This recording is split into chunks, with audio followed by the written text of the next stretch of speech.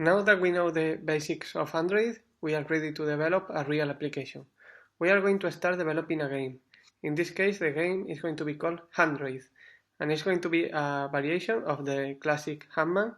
If you don't know, the classic Hangman is a game where you have to guess all the letters of a word before hanging the man. So we will start drawing a man.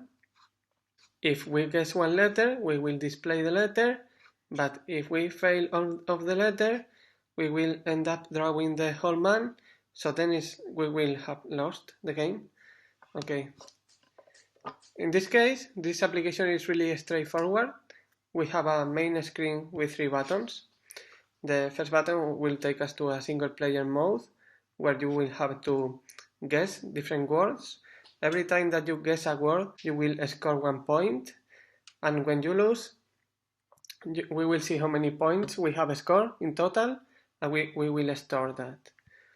When we have stored the points, we will be able to see the points on the score screen. On the multiplayer game, someone will have to write a word, and you will have to guess it.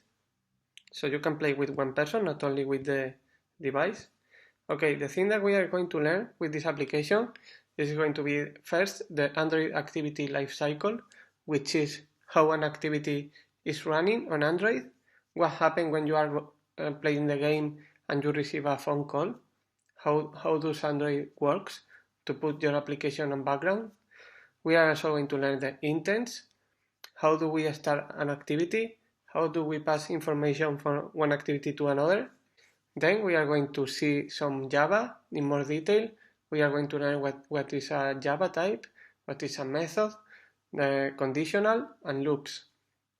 Next, related with the views, we are going to learn what is a linear layout and a relative layout, and we are going to end up mastering the view creation from design view or from XML view, from both sides.